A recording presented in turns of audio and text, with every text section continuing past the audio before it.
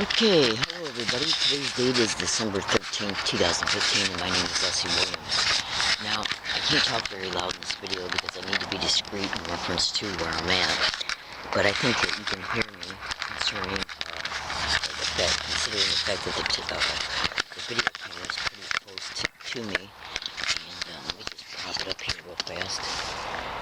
And, okay, here we go. Now, what I'm going to do in this video, I've talked about the subject matter of this video in other videos, but it's been quite some time since I thoroughly discussed it. I got poison ivy, so excuse me for itching.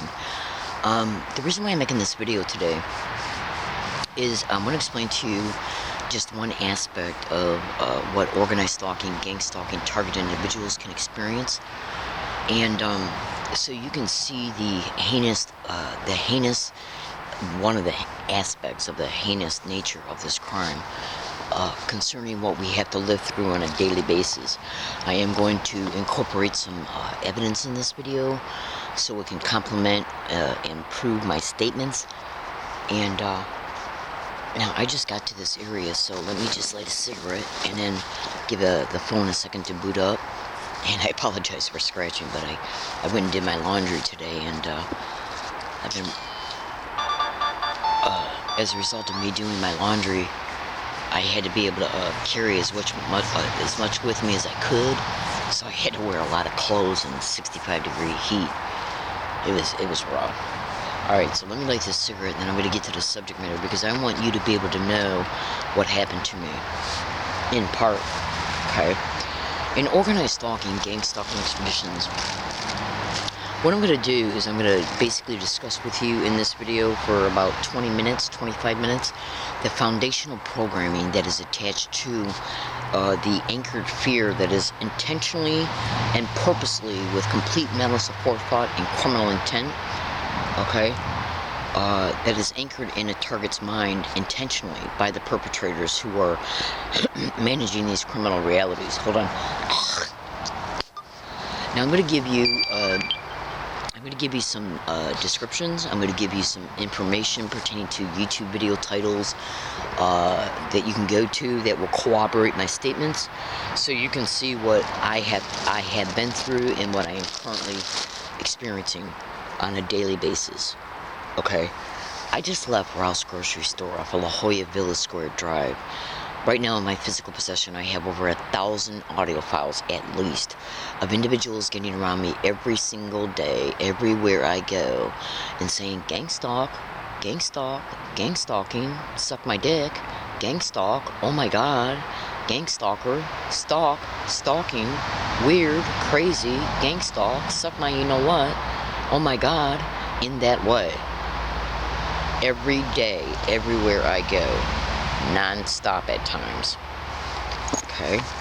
Now I have attempted to report this crime at least on 27 different occasions with the San Diego Police Department alone, between calling 911, okay, and walking into police department buildings. I've also been brutally assaulted 6 times as a result of being a victim of this crime, and much more. I better make this statement just as a backup for security purposes.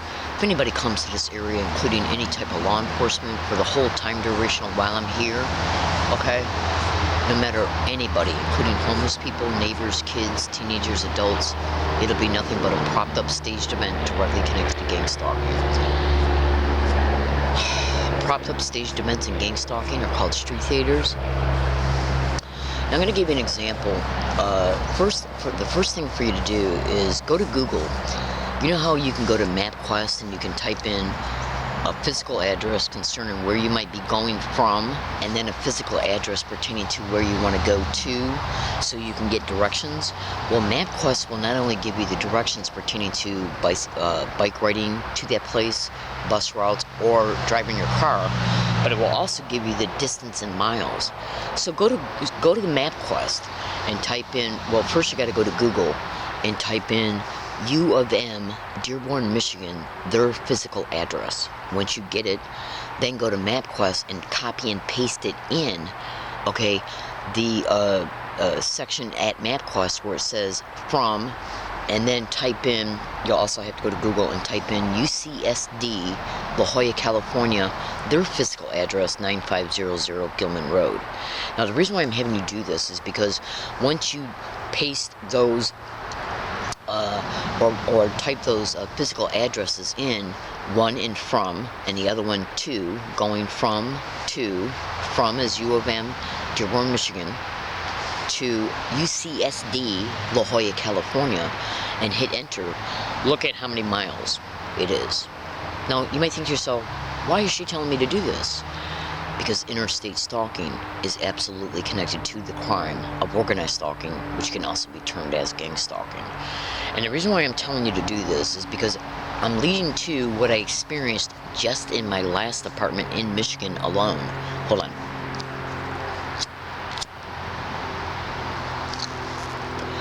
One of the things that they do in gang stalking is intentionally, purposely, creatively, overtly, but directly, because it's overtly done, directly meant for you to hear, and they will also do it at times directly. Now you might think to yourself, what do I mean by that? In organized stalking, gang stalking expeditions, they want you to know that they intentionally want you to know that you're being gang stalked, that you're a victim of a crime. Well, let me just put it to you this way. They at least want you to know that you're being harassed, that your privacy is being violated to the extreme, that all the bad things that are happening to you is because of a crime that's happening to you that you don't have a name for yet. Even once you become aware that the name of the crime is gang stalking, it's happening to you, it still continues. So the point being, let me give you an example of what I'm talking about. They always want you to know that you're a victim of a crime because it's their goal to put you in a victim mindset. Okay, this is what the staged break-ins of your apartment, motel room, house, car, your personal belongings at where you work at.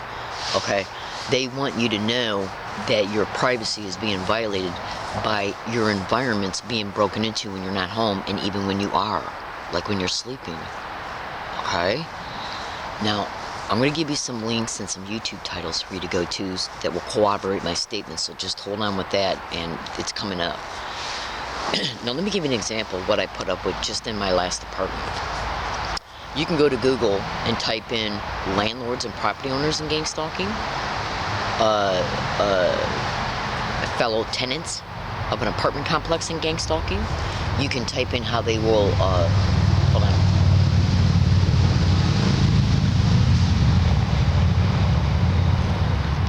How the perpetrators will gain access to fellow tenants' apartments that are above the target's apartment, below it, across from it, okay, or next to it. Hold on.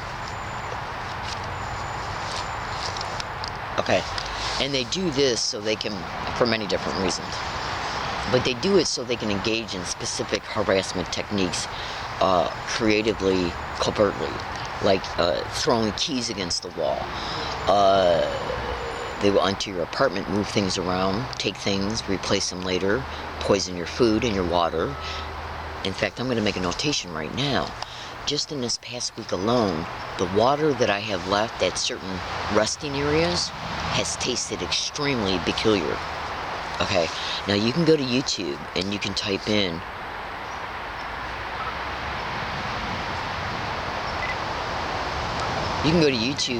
Stalking San Antonio, and you can also go to Google and type in how they will drug targets' food, their water, their drinks, okay, even spray poisons on their clothes. Just Google it and you'll see I'm telling you the truth, okay? Because when you Google, see, what I'm doing is giving you these descriptions to complement what I'm stating, okay? Hold on.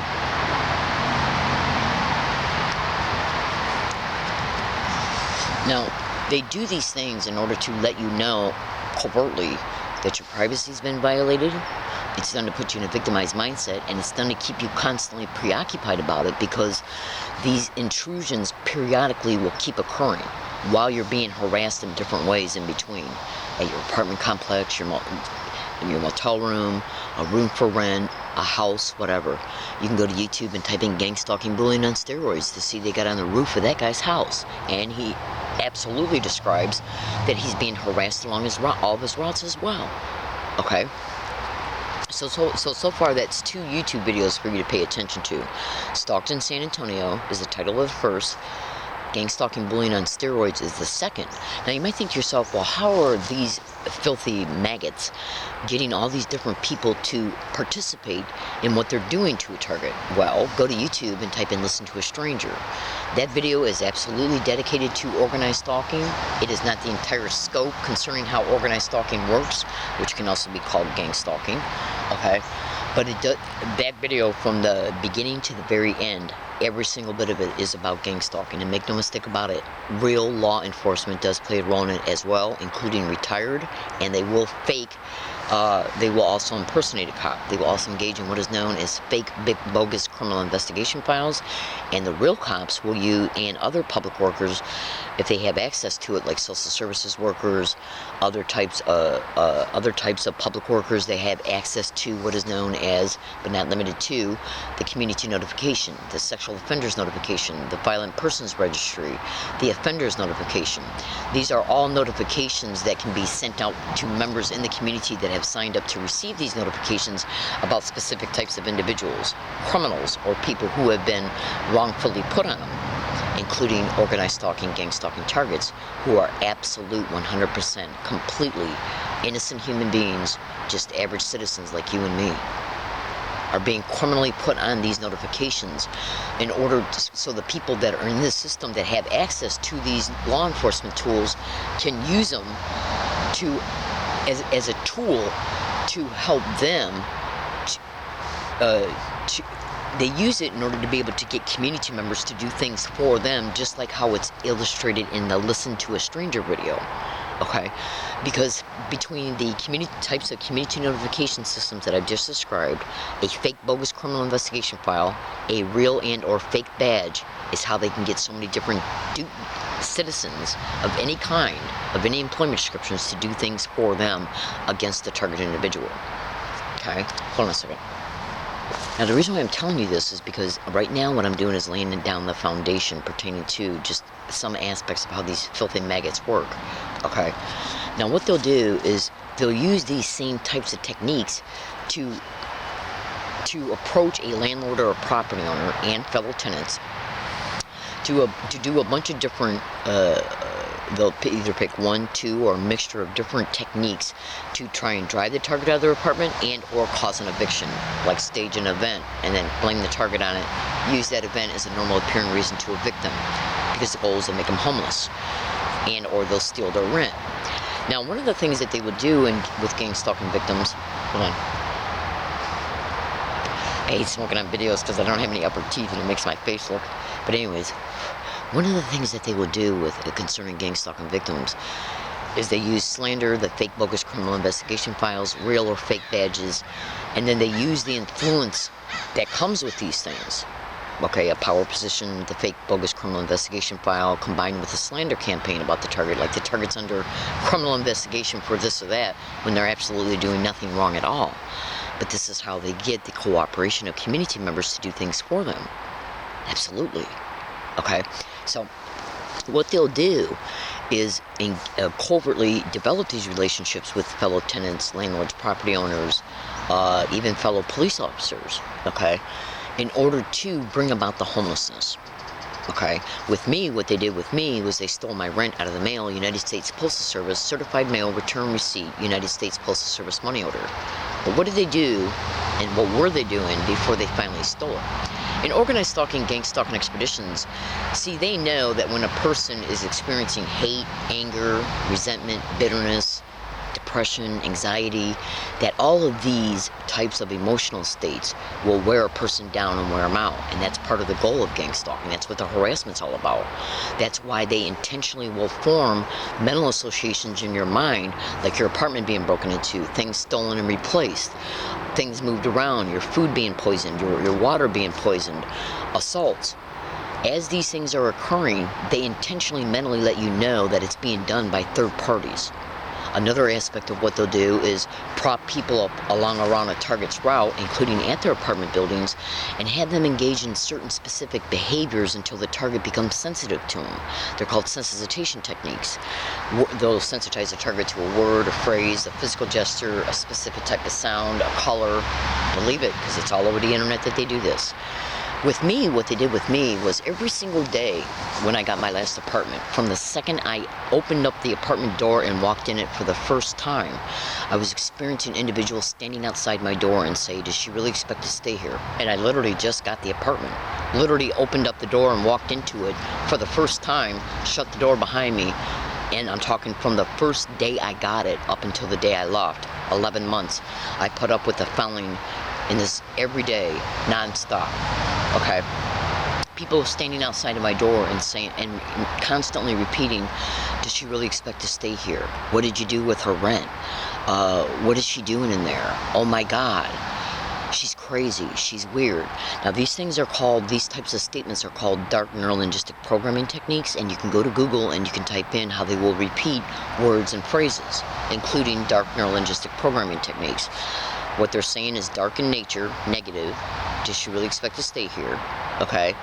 The neurolinguistic is to excite the target to think about what they're hearing, and that's the programming. So basically it's a threat. Does she really expect to stay here?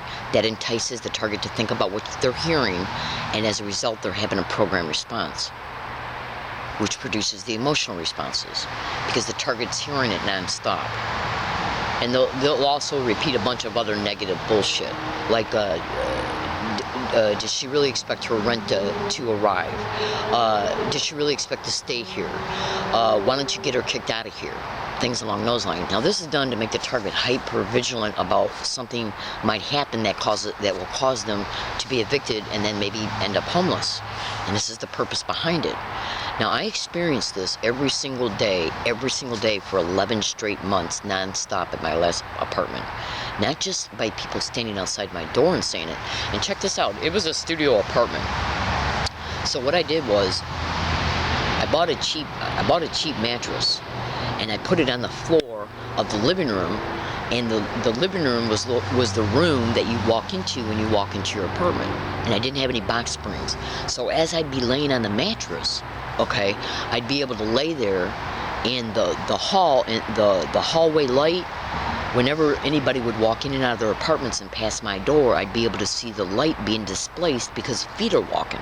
When they would get outside of my door and say these things, I could clearly see their feet standing there.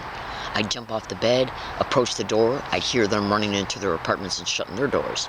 Okay, I experienced this non-stop. Now that's not including the harassment I endured every day along all my routes everywhere I went. Once I left the apartment, people would get along my routes and say, what's the matter with her?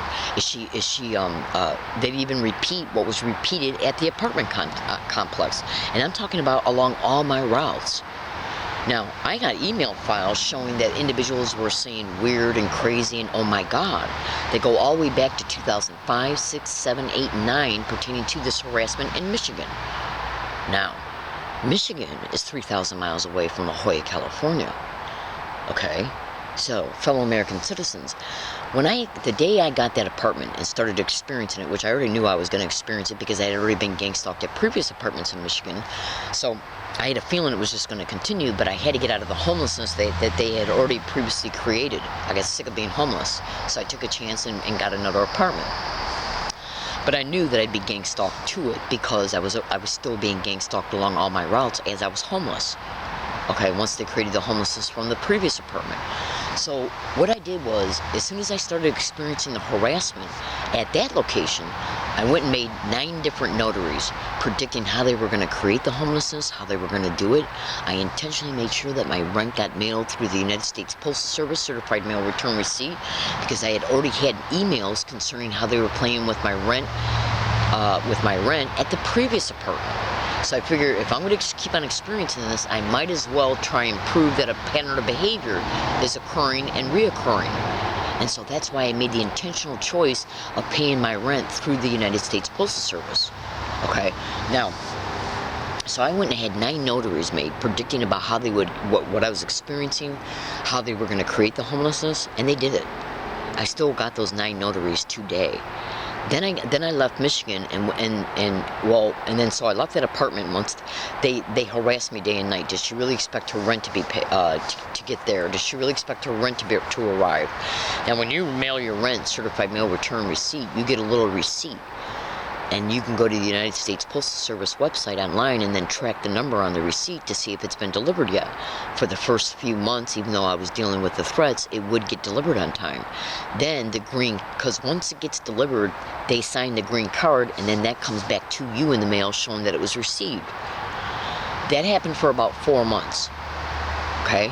Then another 4 months went by when the green receipt would not show up in the mail, and then the last 3 months, 2 of those months being the second 4 months, they started sending me eviction notices trying to claim that the rent was never received. And then they would, in their eviction notice, it would say I got 7 days to repay the rent. They'd wait until the last minute of the 7th day and then call me and say they got it. Or I'd have to call them. Okay? And this was done to keep the anxiety alive. Okay? What happened to my money? What happened to the rent? Am I going to have to move? You know, and that's literally what they did. They first anchored the fear that the rent would get stolen, then engaged in techniques to make me feel like I had to chase it around to prove that it was mailed. Then they finally stole it. And this is literally how GangStalking operates. It's called classically conditioning. It's a clever way to create anxiety about a subject matter and then keep the anxiety reinforced by keeping the fear alive by reinforcing the fear through the continued threats that I experienced every day. Okay? Now, these emails I got clearly show they were also repeating words and phrases like, oh my God, crazy and weird along all my routes in Michigan. So then I finally had to leave that apartment because once they stole my rent, I wasn't about to pay a full month's rent again and then pay what was stolen. That would have been close to $1,000, and then they could have stole that and then expected me to replace that. So I just said, screw this. They were breaking into my apartment, taking the blinds off the windows and throwing them on the floor. Okay? So fellow Americans, basically what I'm trying to tell you is this. I finally just gave up and said, screw this. You know, this ain't worth living through. I might as well be homeless. At least I'll be not having to pay rent. Okay? And so I went and I lived in the woods. Well, I finally caught evidence and visual evidence of individuals harassing me finally at U of M in Dearborn, Michigan. I caught it on video and uploaded it to the internet, and I also started making trips to lawyers, and within a week and a half to 10 days of me doing all that, I get evicted from my hiking area. I was also doing things before they stole my rent that pissed them off, like going to the ACLU numerous times, continuing to buy train tickets to continue to go to the ACLU and complain about it in Ann Arbor, Michigan. Okay, I was going to news stations. I was emailing Amnesty International and filing police reports, and when I finally got those police reports, I noticed they were falsified and facts were omitted. So between doing all this, they finally said, well, we might as well make the bitch homeless again. And that's exactly what they did. Now, you can go to Google and type in mail theft and mail delayment in gang stalking, United States Postal Service worker in gang stalking, mail theft and mail delayment, postal workers in gang stalking, FedEx, UPS, because they're doing it too, towards gang stalking victims. Hold on. Now, so between me doing all this, they just basically stole my rent, made me homeless, and so I went back to living in the woods. Okay, then I started catching the gang stalking along my routes. Okay, at U of M, going to Ann Arbor, still going to Ann Arbor and complaining to them and everything else to go to the ACLU, and so and going to law firms. So they got the police to come to the wooded area to evict me and threaten me with arrest if I come back. So I went to Connecticut. Was gang stalked all over the state of Connecticut, Stamford, Connecticut, Canton, Connecticut, Hartford, Connecticut. Okay, falsely arrested when I went down there. Absolutely, you would not believe the things they did to me in Connecticut. Then they tried to suck me into a homeless shelter where I was gang stalked at the Wazooks. One of the workers there tried to say, if you just say you're bipolar on this form, then we can get you all this different type of help. They tried the same shit in Michigan. Okay, it's about racketeering, illegal probate control for federal and state and local funds, insurance fraud, and human trafficking. So I finally got up and got out of there and came to San Diego from Connecticut. Now, what do you hear?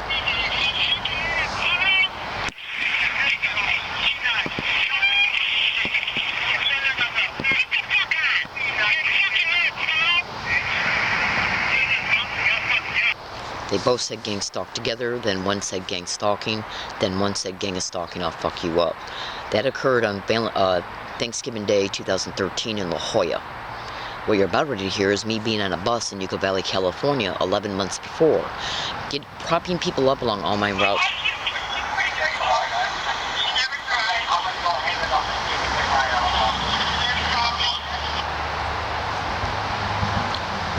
Propping people up along my routes to repeat gang stalking, like I've already aforementioned earlier in the video, is how they intentionally, creatively, mentally harass me. It's how they intentionally keep me mentally preoccupied with the fact that I'm a victim of this crime. It's how they keep you in a constant neural mental loop, just like I told you about how they were constantly repeating words outside of my door in Michigan, the threats. Listen, this is me being on a bus in Yucca Valley 11 months before the Thanksgiving event that you just heard. Do you hear anybody say gang stalking? And a woman just flat out say gang stalking. Listen.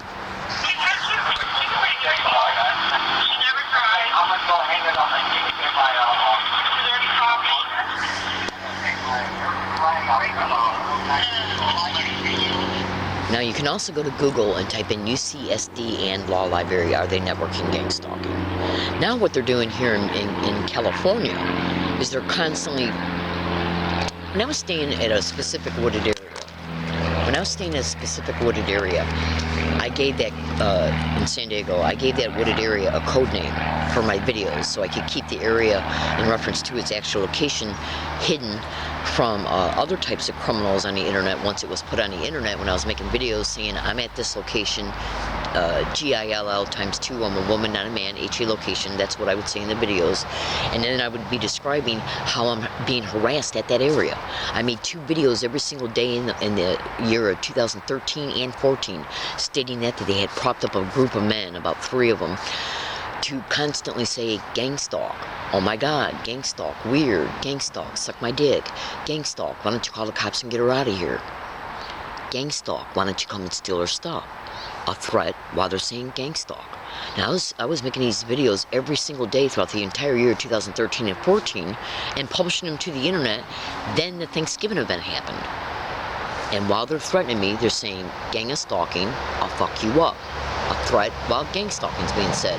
And one of the individuals that played a role in that event was one of those 3 men from that area, proving I was telling the truth all along, because the event on Thanksgiving was caught on a tape recorder, and the tape recorder reflects the date and time it was caught.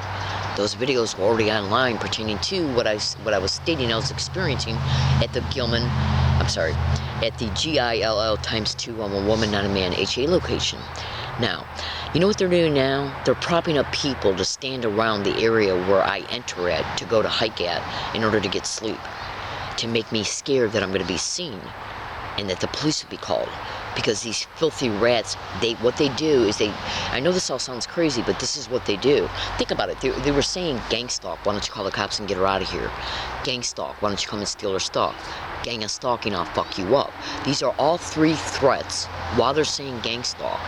Okay, and this was done to create the fear, to keep it reinforced, and to keep me constantly mentally preoccupied about it, just like they did in Michigan. Saying, oh my god, what's she doing in there? Why don't you call the cops on her? Oh my god, does she really expect her rent to arrive? Does she really expect to get her rent back? These are dark neurolinguistic programming techniques designed to anchor fear in the target's mind about anything based on the theme of the threat.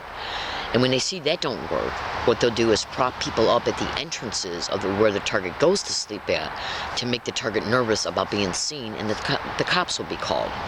This is done to keep a target in a non-stop psychological fear effect of what's going to happen to me today, what's going to happen to me now. And if you don't believe me, go to Google and type in how they will prop up people at entrances and exits. These are the schemes of gang stalking.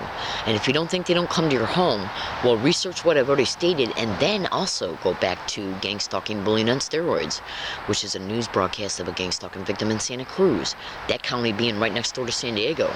They literally got on the roof of that guy's home. Alright, I gotta go because I got stuff to do. So, fellow American citizens, if I'm arrested and or ticketed for illegal lodging, trespassing, or illegal encroachment, no matter who's involved in the event that brings it about, no matter how they act verbally, because the motherfuckers who are doing this, they know I wear a running tape recorder on me at all times, because cyber surveillance is a method of these crimes, and I've stated in all my evidence videos that are online that I wear a running tape recorder on me. The evidence video shows the tape recorder showing the evidence. So if you, and cyber surveillance is a method of these crimes, so they know I got a tape recorder. So when they prop these motherfuckers to come up on me at my hiking areas or wherever I'm at, they're told how to act and what to say and what not to say. Absolutely, because of the tape recorder and the video camera. So I'm predicting it right now, no matter who's used for it, no matter how innocent appearing they are, no matter no matter if they live in the neighborhood or not, no matter who it is or how it comes about, it will be nothing but a propped up staged event. So go to that blog, UCSD and Law Library, Are They Networking GangStalking? The evidence in that blog is massive, and it's indisputable in your face. Go to that blog. I gotta go. Thanks for listening. Please say a prayer for my safety. Thank you.